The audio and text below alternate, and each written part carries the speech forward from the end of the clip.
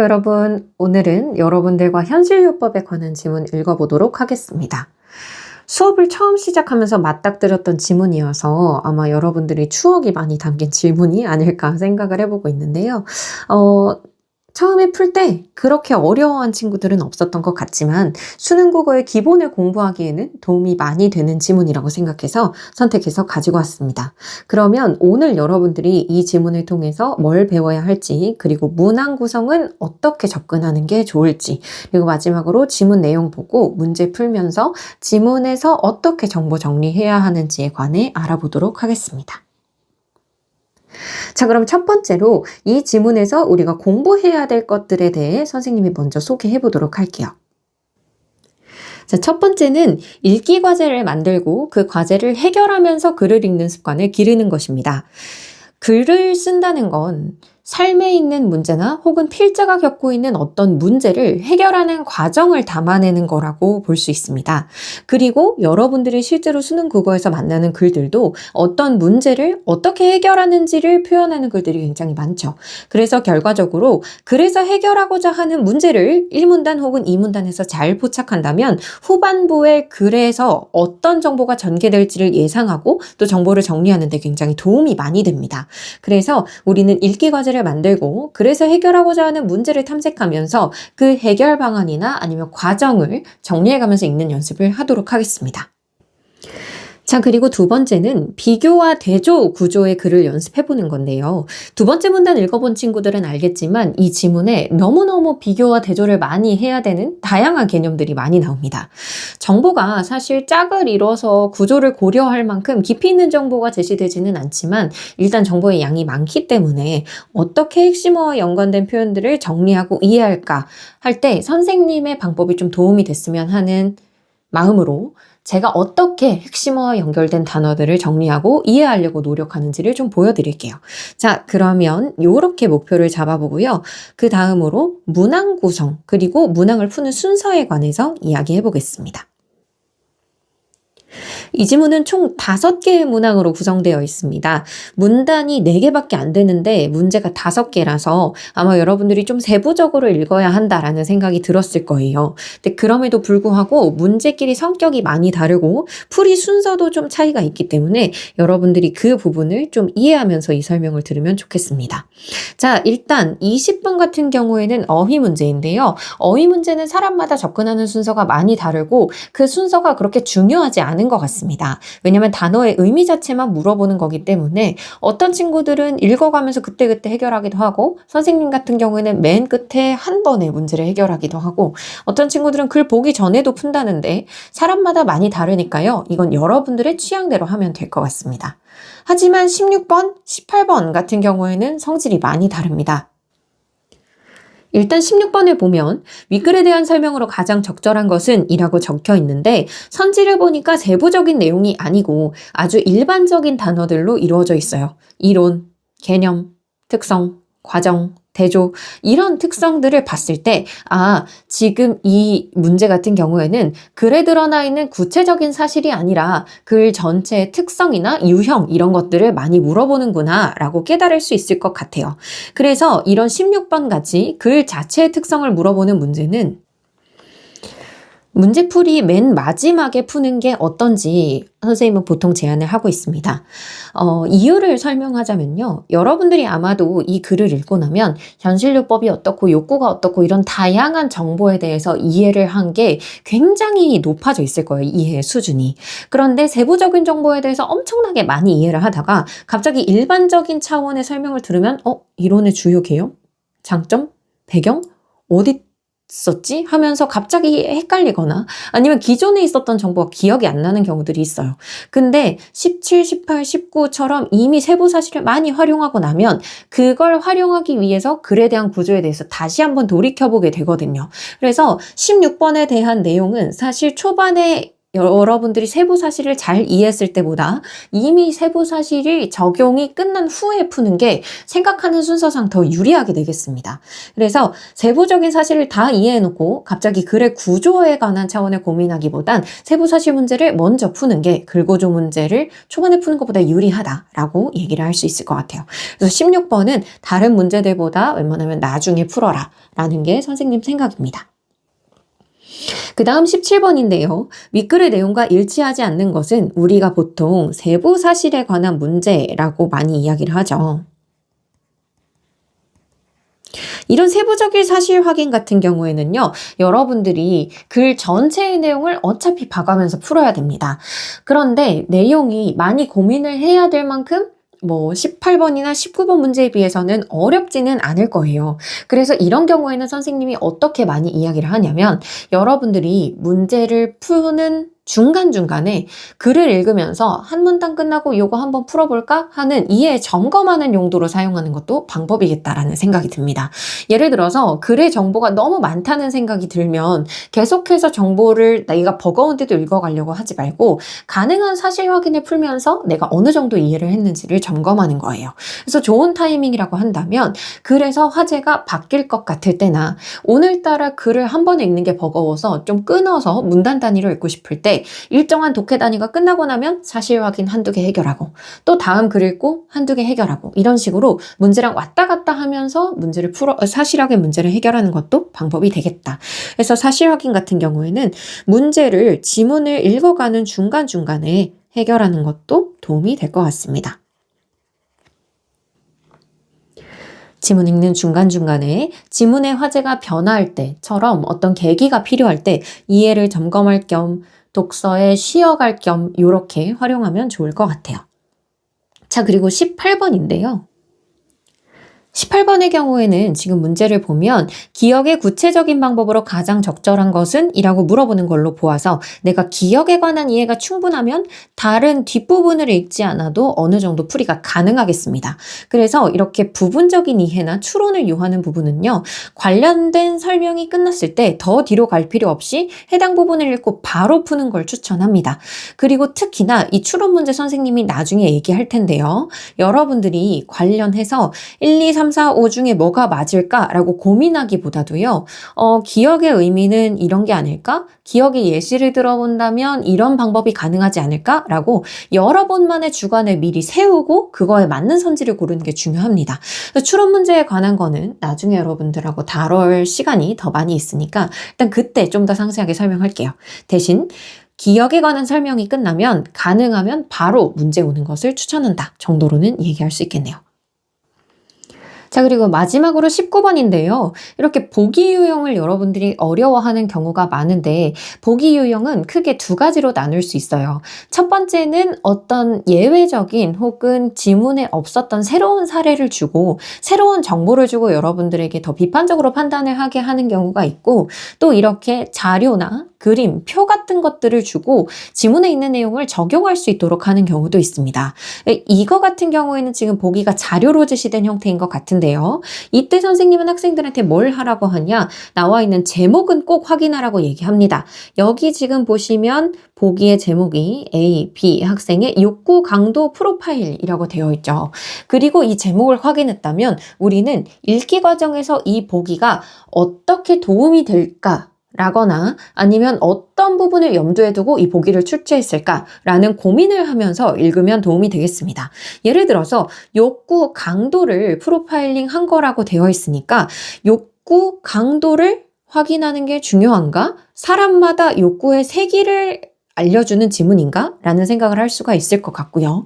그리고 욕구를 5가지로 나누는 것들을 보더라도 욕구가 다양한 유형이 있고 사람마다 다를 수 있다는 걸 알려주는 지문이군. 같은 정보는 내가 미리 생각할 수 있을 것 같아요. 그럼 이 다른 걸 가지고 난 어떻게 적용해야 할까 하는 내용을 지문을 읽으면서 또 파악을 해볼 수 있겠습니다.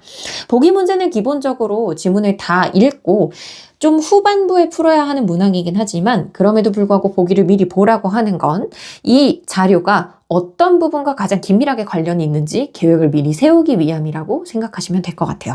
그림이나 표는 조금 더 다를 수도 있는데 그거는 적용되는 문제가 나오면 같이 얘기해 보도록 할게요. 그래서 선생님이 생각할 때 전체적으로 문항 구성을 본다면 지문을 읽어가면서 수시로 17번을 해결하다가 기억 부분 읽고 나면 18번 풀고 19번 보기 해결하고 16번 풀고 20번은 원할 때 해결하면 될 것 같다 라는 생각이 듭니다. 그러면 이제 본격적으로 지문 설명해 볼게요. 1문단부터 보겠습니다. 상담 이론이자 상담 기법인 현실요법에서는 인간의 5가지 기본 욕구를 제시하고 있다. 지금 이 지문에서 초반에 던지는 화제가 바로 현실요법이라는 겁니다. 근데 현실요법이 중요한지 아닌지는 사실 글을 조금 더 읽어봐야 확인할 수 있어요. 그래서 차분하게 보자면 현실요법은 5가지 기본 욕구를 상정하고 있군 이라고 정리하고 그냥 가볍게 넘어가면 되고요. 이 이론에서는 개인의 모든 행동은 기본 욕구를 충족시키기 위해서 그 자신이 선택하는 것이라고 보았다. 만약 이러한 선택으로 문제가 발생한다면 5가지 기본 욕구를 실현 가능한 수준으로 타협하고 조절해 새로운 선택을 할 필요가 있다고 제안했다. 라고 하면서 1문단이 끝나 있어요. 지금 1문단을 읽으면서 눈에 띄는 단어 중에 하나가 바로 문제인데요. 선생님이 오늘 중요한 목표 중에 하나가 읽기 과제를 만들고 문제를 해결하면서 읽는 거라고 이야기했죠. 그런데 이렇게 지문에서 무엇이 문제 상황이다, 어떤 것은 해결이 필요하다, 이런 것은 어려움을 낳는다 라는 표현이 있다면 이게 혹시 읽기 과제가 아닐까 하는 의심을 가지면서 읽으면 좋겠습니다. 자, 문제가 제시됐으니까 현실요법에 대해서 조금 더 자세히 정리를 해볼 텐데요. 현실요법은 일단 기본적으로 어떤 관점을 가지고 있냐면 자, 인간이 행동을 한다라는 건 말이야. 그 목적이 바로 기본 욕구를 충족시키기 위함이야. 라고 이야기를 하고 있어요. 그리고 기본 욕구를 충족시키기 위해서 행동을 선택하는 것이 곧 인간이 할 일인데 만일 이 선택에 문제가 발생하는 경우에는 어떤 대처를 할 수 있냐? 5가지 기본 욕구를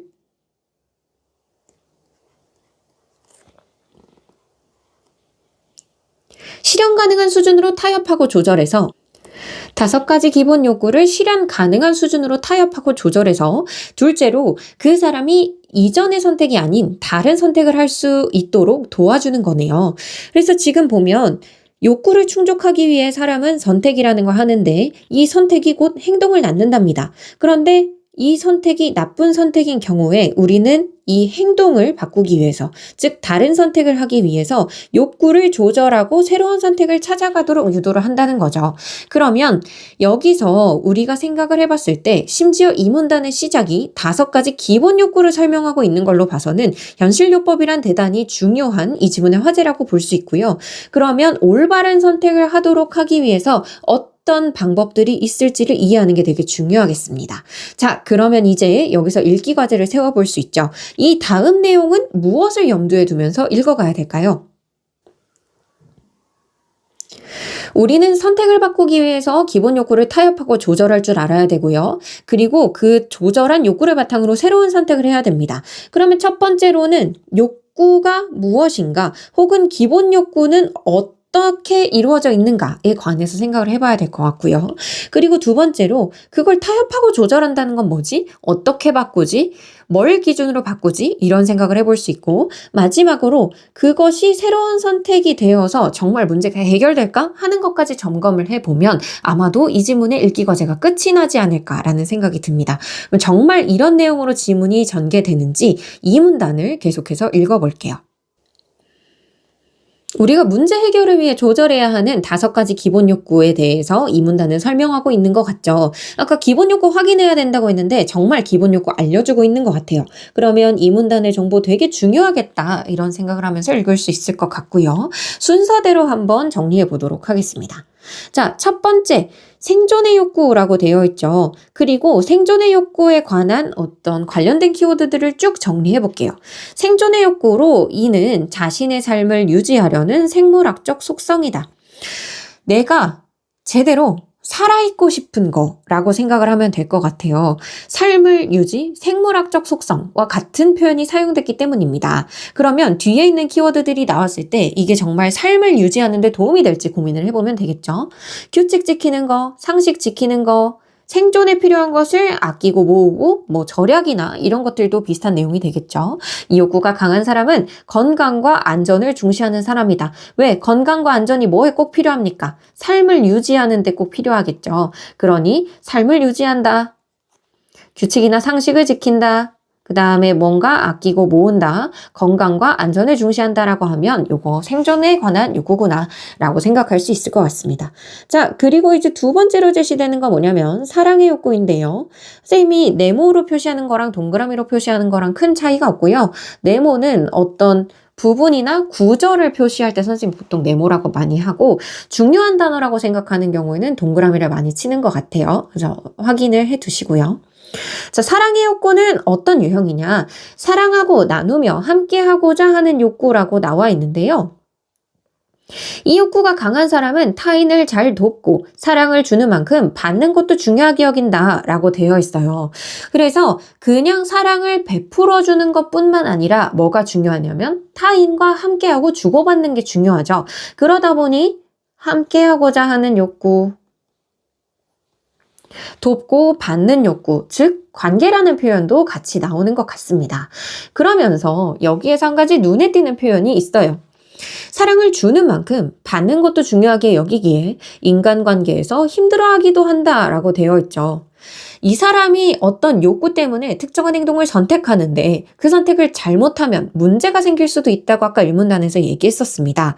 그러면 인간관계에서 힘들어한다는 건 사랑의 욕구에 관한 타협, 조절을 통해 새로운 선택이 필요한 건가? 혹은 그런 부류의 문제 상황인가? 라는 생각을 간단하게 해볼 수 있으면 좋겠다는 생각이 듭니다.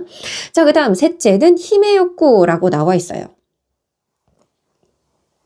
딱 봐도 자신이 어떤 힘이나 권력을 가지는 걸 굉장히 중요하게 생각하는 것 같은데요. 정말 그런지 확인을 해봅시다. 힘의 욕구는 경쟁하여 성취하고 인정받고 싶어하는 욕구이다. 이 욕구가 강한 사람은 직장에서의 성공과 명예를 중시하고 높은 사회적 지위에 도달하기 위해 노력한다 라고 되어 있는데요. 그러면 여기서 관련된 키워드들 쭉 봤을 때 성공과 명예 좋아해요. 그리고 이 성공과 명예를 하기 위해 뭘 하려고 노력할까요? 경쟁하고 성취하고 인정받으려고 노력할 겁니다. 그리고 지금 또한이라고 나와 있는데 성공과 명예뿐만 아니라 이 힘의 욕구를 중시하는 사람들이 좋아하는 게 또 있나 봐요. 뭐냐면 자기가 옳게 여기는 것에 대한 의지가 있어 내가 원하는 걸 밀어붙이는 힘을 갖고 싶은 거잖아요. 그렇기 때문에 자기 주장이 강하다라는 것도 같은 연결성상이 있을 것 같고요. 그 다음에 내가 옳게 여기는 것에 모든 사람들이 따르고 거기서 성공하고 인정받고 싶기 때문에 다른 사람이 내가 옳게 여기는 일에 협조하도록 지시하는 일에도 능할 수 있겠습니다. 선생님이 지금 연결된 키워드들을 그냥 나열하거나 외우려고 하는 게 아니고 선생님 나름대로의 논리적인 연결고리를 만들려고 하는 게 느껴지죠. 그래서 여러분들도 그냥 이런 다양한 키워드들을 받아들이기보다는 여러분만의 연결고리를 살짝 만들다 보면 좀 더 지문의 내용을 잘 이해할 수 있지 않을까 하는 생각이 듭니다. 자, 그리고 네 번째 볼게요. 넷째는 자유의 욕구인데요. 자유의 욕구가 강한 사람들은 무언가에 얽매이지 않고 벗어나고 싶어 한다라고 되어 있어요. 자, 자유가 이런 걸 좋아하는 거라는 건 당연히 알 텐데 여기서 말하는 사람을 얽맨다는 것은 무엇인가 라고 생각을 해볼게요. 이 욕구가 강한 사람은 상대방을 구속하는 것, 자신을 구속시키는 것을 싫어한다. 특이한 점은 자신을 구속시키는 것만 싫은 게 아니고 상대방을 구속하는 것도 싫어한대요. 그러면 상대도 나에게, 나도 상대에게 어떤 제한이나 구속을 가하지 않는다라고 파악할 수 있겠죠. 그래서 상대방에게 대체로 관대하고 라고 되어 있는데 지금 여기서 한 가지 체크할 거. 상대방에게 관대하다라는 건 어떤 의미에서 관대하다라는 거예요? 상대방을 구속하지 않는다라는 점에서 관대라는 표현을 사용했다라는 거 알 수가 있겠습니다. 선생님이 처음에 이걸 읽고 그러면 사랑의 욕구와 다른 게 뭐지? 라는 고민도 잠깐 했었는데요. 사랑의 욕구 같은 경우에는 다른 사람한테 많이 베풀고 다른 사람을 이해하는 이유가 뭘까요? 사랑하고 싶고 사랑받고 싶기 때문일 겁니다. 그런데 자유의 욕구가 중요한 사람들은 상대방에 관대한 이유가 뭘까요? 상대방을 구속하는 것 자체가 싫기 때문입니다. 그래서 설령 상대방을 이해하는 태도를 보인다고 하더라도 그 관대함의 심리적인 이유를 우리가 좀 구분할 수 있다면 사랑의 욕구와 자유의 욕구를 좀 더 내부적으로 이해할 수 있지 않을까라고 생각해 볼 수 있겠습니다. 자, 그리고 상대방에게 대체로 관대하다, 혼자 하는 것을 좋아한다. 왜냐면 타인이 있으면 타인을 계속 고민해야 하니까 혼자 하는 걸 좋아할 수도 있겠죠. 그리고 사람들과 적정한 거리를 유지하는 것을 편하게 여긴다. 왜? 거리를 유지한다는 건 누군가 내게 다가오지 않고 나를 구속하지 않는 것이기 때문에 자유의 욕구에 좀 더 부합한 표현일 수 있겠습니다. 자, 마지막 즐거움의 욕구라고 되어 있죠. 즐거움의 욕구 듣기만 해도 뭘 좋아하는지 알 것 같아요. 즐거움의 욕구로 새로운 것을 배우고 놀이를 통해 즐기고 싶어 하는 욕구이다. 자, 지금 두 가지로 유형화한 거 보이시죠? 첫 번째는 새로운 것을 이해하는 거, 새로운 자극을 얻는 거. 그리고 두 번째는 즐기고 싶어 하는 마음이라고 되어 있어요. 근데 그것이 이제 자신이 좋아하는 어떤 놀이를 통해서니까 취미 생활도 그 일종이라고 볼 수가 있을 것 같고, 즐기는 것을 좋아하니 잘 웃고 긍정적인 것도 당연히 좋아하겠습니다. 그러면서 새로운 것을 배우는 걸 좋아하니 호기심이 많아서 새로운 걸 배우는 것도 당연히 좋아할 법하다라고 생각이 될 것 같아요. 자, 그래서 지금 이렇게 5가지 인간의 기본 욕구인 생존의 욕구, 사랑의 욕구, 힘의 욕구, 자유의 욕구, 즐거움의 욕구 다 한번 살펴봤는데요. 굉장히 다양한 단어들이 나오지만 결국 이 욕구를 구현하기 위한 세부적인 특징들이기 때문에 얘는 왜 생존일까라는 여러분만의 연결고리를 만들어 가다 보면 이 문단에 있었던 내용을 좀 잘 정리할 수 있었을 것 같아요. 자, 그럼 이제 3번에 있는 내용 3번 문단에 있는 내용 살펴보겠습니다. 현실요법에서는 이 5가지 욕구들의 강도가 개인마다 다르기 때문에 행동 양상이 다양하게 나타나고 여러 가지 갈등을 겪을 수도 있다고 보았다라고 설명하고 있는데요. 지금 여기 보면 갈등에 관한 얘기, 즉 문제에 관한 얘기가 드디어 다뤄지기 시작하죠. 이때 잠깐 다시 점검해야 될 것은 우리가 읽기 과제를 고려하면서 글을 읽고 있는지입니다. 자, 읽기 과제 우리가 3가지 세웠던 거 있어요. 첫 번째는 욕구란 무엇인가? 그리고 두 번째, 욕구를 타협하고 조절한다는 것은 구체적으로 어떻게 될까? 세 번째, 그걸 통해서 어떻게 새로운 선택을 유도할까? 부분인데요. 일단 기본 욕구에 관한 이해는 우리가 이 문단에서 끝낸 것 같습니다. 그러면 읽기 과제 하나 해결했고요. 그 다음에 이제 욕구를 어떻게 타협하고 조절하느냐에 관한 내용을 확인해 볼 필요가 있는데요. 자, 요 다음 내용 한번 보면 현실요법은 우선 내담자가 자신의 욕구를 들여다볼 수 있도록 한 다음 약한 욕구를 북돋아주거나 강한 욕구들 사이에서 타협과 조절을 하여 새로운 선택을 하도록 이끄는 단계를 밟는다.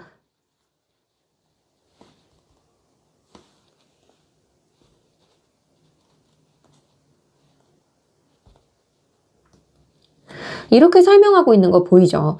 그러면 사실 우리가 예상했던 그 2번째 읽기 과제에 대해서 드디어 언급을 하고 있는 것 같은데요.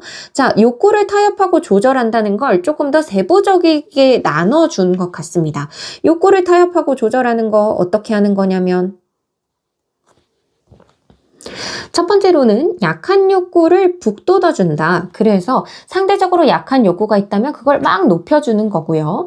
그리고 만약에 욕구들이 여러 가지가 강한 것들이 있다라고 하면 그것들 사이에서 우선순위라든지 크기를 조절하는 것이 욕구를 타협하고 조절하는 구체적인 방법이겠네요. 그러면 그걸 해서 무엇에 도달할 수 있냐? 새로운 선택에 도달할 수 있다라고 얘기하고 있고 우리가 생각했던 읽기 과제 그대로 글이 전개가 되고 있는 걸 볼 수가 있습니다. 그리고 너무 고맙게도 뒤에 뭐가 나오고 있냐면 예를 들어 나오고 있는 거 보이죠? 선생님이 예시에 관해서 설명하고 있는 연결어가 나올 때는 앞에 있는 일반화된 설명과 뒤에 있는 구체적인 예시의 구조를 대응시키면 좋다라고 말씀을 드렸는데요. 오늘 그거 한번 연습해 보도록 할게요.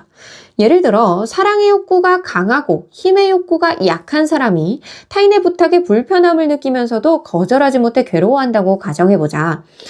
자, 지금 어떤 사람이 욕구를 가지고 있어요.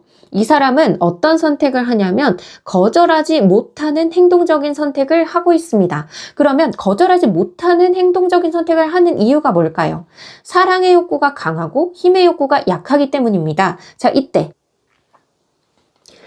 약한 욕구 뭐라고 볼 수 있을까요? 힘의 욕구가 약하다고 볼 수가 있겠죠. 그런데 이 사람은 타인의 부탁에 불편함을 느끼면서도 거절하지 못한다고 합니다. 자, 그러면 왜 사랑의 욕구가 강하고 힘의 욕구가 약한 사람은 거절을 하지 못하고 괴로워하는지 생각해 볼게요. 사랑의 욕구가 강하면 다른 사람한테 사랑받고 싶죠. 그리고 거절하지 못한다는 건 자기 주장 못하는 거잖아요. 사랑받고 싶으니까 상대의 부탁을 받아주고 싶은데 내가 그걸 하기가 조금 어려워서 불편함을 느끼면서도 자기 주장을 잘 하지 못하니까 거절하지 못해 괴로움을 겪을 수 있겠습니다. 근데 이 사람이 지금 괴로움을 겪는 걸 보니 이 선택은 이 사람한테 문제로 작용할 수 있겠네요. 그러면 이 경우에 현실요법에서는 힘의 욕구를 북돋아 자기 주장을 표현할 수 있도록 도울 수 있다라고 되어 있습니다. 자, 약한 욕구였던 힘의 욕구를 어떻게 했어요? 북돋아줬죠. 그랬더니 결과적으로 자기 주장을 표현할 수 있다라는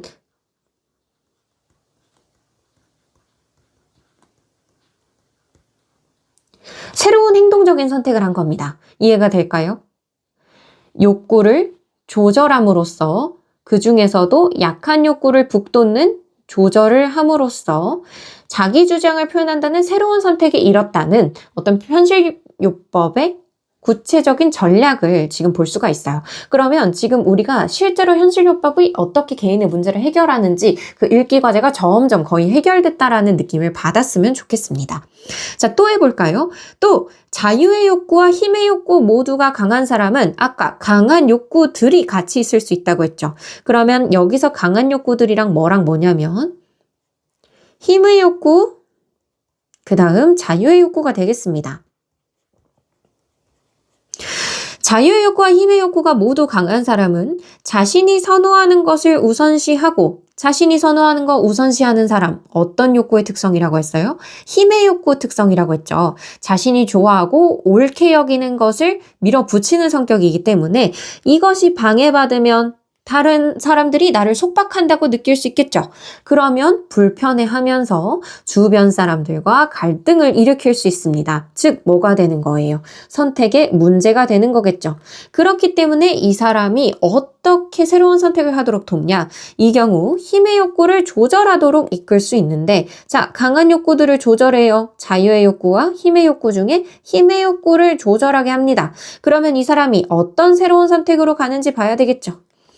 이 경우 힘의 욕구를 조절하도록 이끌 수 있는데 타인과의 사소한 의견 충돌 상황에서 자기 주장을 강조하기보다는 타인의 마음을 헤아리고 그 의견을 겸허하게 수용하는 연습을 하게 할 수 있다.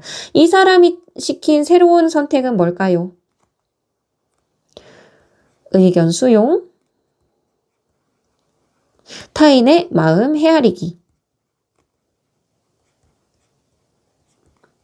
와 같은 새로운 선택을 해서 다른 행동으로 나타나게 하는 거죠. 자, 그러면 이제 우리는 현실요법이 어떻게 기본 욕구를 바라보고 있고 그 기본 욕구를 통해 개인이 겪는 선택에서의 문제를 욕구를 조절하고 새로운 선택을 하게 해서 문제를 해결하게 하는지를 모두 확인했습니다.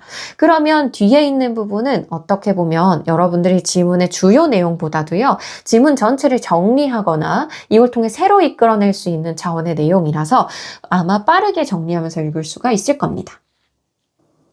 마지막 볼게요. 현실요법은 타인의 욕구 충족을 방해하지 않으면서 효과적인 선택을 통해 자신의 욕구를 충족시키려고 한다. 자, 타인의 욕구 충족을 방해하지 않으면서 자신의 욕구를 충족시키려고 한다는 사실은 우리가 몰랐죠. 그러면 이 부분에 있는 정도가 새로운 정보일 것 같고요. 선택을 통해서 자신의 욕구를 충족시키려고 한다라는 건 일문단에 있었던 아주 기본적인 전제이기 때문에 지금 새로 본다고 느끼면 안 됩니다. 다만 이건 어떤 전제가 있어야 하냐? 이는 내담자가 외부 요인에 의해 통제되는 존재가 아니라 스스로 자신의 욕구를 조절할 수 있는 주체라고 보는 관점을 기반으로 한다.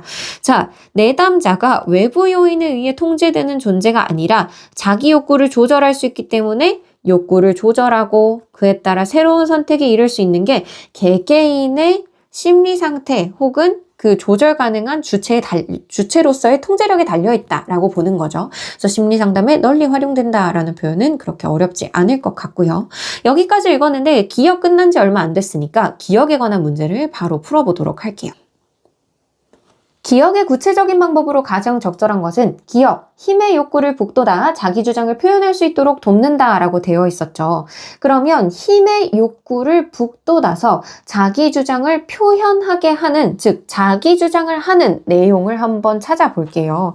지금 보시면 부탁을 거절하지 못해 괴로움을 겪는 사람이고 자기가 부탁일 불편하다고 얘기할 수 있는 상황이 가장 적절하겠죠. 그러면 부탁을 거절하거나 그래서 사랑의 욕구보다는 힘의 욕구에 가까운 어떤 내용을 추구하거나 자신의 불편함을 표출하는 것, 그래서 자신의 주장을 제대로 하는 것을 나타내고 있는 게 2번밖에 없기 때문에 답은 2번이라고 할 수 있겠습니다. 18번 그렇게 어렵지 않았을 것 같고요. 그 다음에 17번으로 가보면 윗글의 내용과 일치하지 않는 것은 내용을 보셨을 때 아마 처음부터 여러분들이 잘 확인이 됐을 것 같다라는 생각이 듭니다. 1번, 약한 욕구를 강한 욕구로 대체해야 갈등에서 벗어날 수 있다라고 되어 있는데요. 기억나세요? 약한 욕구가 있다면 그걸 어떻게 해야 한다고 했냐면 북돋아주는 게 좋다고 얘기했었죠. 내가 가지고 있는 강한 욕구로 약한 욕구를 대체하는 것은 갈등에서 벗어나는 방법으로 이 글에서 제시된 내용이 아닙니다. 그래서 답은 1번이라고 볼 수 있고요. 그 다음에 2번, 개인은 지닌 욕구들의 강도에 따라 다양한 행동 양상이 나타난다. 요거 1문단에서 처음에 전제로 얘기했던 겁니다. 현실요법에서 내담자는 외부 요인에 의해 통제되는 존재가 아니라고 본다. 맨 마지막 문단에 있었던 내용이고요.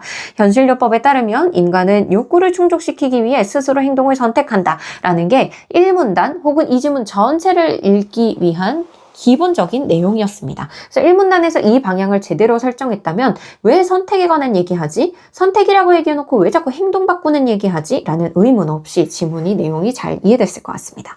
그 다음에 5번 현실요법은 기본 욕구들을 실현 가능한 수준으로 타협하는 것이 가능하다고 봤기 때문에 이걸 해결 방안으로 제시했을 거고요. 그리고 실제로도 마지막 문단에 보면 스스로 욕구를 조절할 수 있다라는 믿음의 전제가 되어 있기 때문에 17번에 5번도 맞는 내용이겠습니다. 그러면 이제 여러분들이 가장 어려워했던 보기 내용 한번 보죠. 자, 보기 보시면 5가지 기본 욕구 측정 항목에서 가나다라마 욕구에 대한 설명이 나와 있죠. 그럼 이거 보고 여러분들이 각각 분류할 수 있으면 좋겠습니다. 남의 지시와 잔소리 싫어요. 자기 방식대로 하고 싶대요. 그러면 자기 주장이 강한가? 라고 생각을 해볼 수 있을 것 같은데 그러면 이때 어떤 것과 구분을 잘 할 수 있어야 되냐? 힘의 욕구인지 구속이 싫은 자유의 욕구인지를 생각을 해볼 것 같아요. 근데 지금 보면 자기 방식대로 살고 싶은 거지만 다른 사람과 경쟁하고 싶다거나 아니면 인정을 받고 싶다라기보다는 자기 자신이 원하는 대로 살고 싶은 거잖아요. 그래서 선생님은 자유의 욕구인가? 라는 생각을 한번 해봤습니다. 그리고 나를 보니까 조금 더 확실해지는 것 같아요. 다른 사람의 잘못을 잘 짚어준다. 그러면서 자기는 그 과정에서 우위를 점하고 내 분야에서 되고 싶다 같은 경쟁, 인정, 성취 이런 것들을 더 중요시합니다. 그러니까 아마도 여기가 힘이고 위는 자유 확정이겠네요. 자, 그 다음에 3번 친구를 위한 일에 기꺼이 시간을 내고 친절을 베푸는 걸 좋아한다고 했잖아요. 그러면 지금 관계를 중심으로 생각하고 있고 함께 하는 걸 좋아한다 라고 되어 있으니 아마도 사랑의 욕구가 적합하지 않을까 생각을 해봅니다. 웃는 거 좋아하고 여가 활동 좋아하는 거 보니 이 사람 즐거움의 욕구를 얘기하고 싶은 거겠죠. 그리고 맨 마지막 지금 얘기하지 않은 것 중에 하나 그 다음에 균형 잡힌 식생활, 저축, 자신에게 필요한 걸 아끼고 모으고 건강과 안전을 지향하기 때문에 요거 생존에 관한 욕구겠습니다.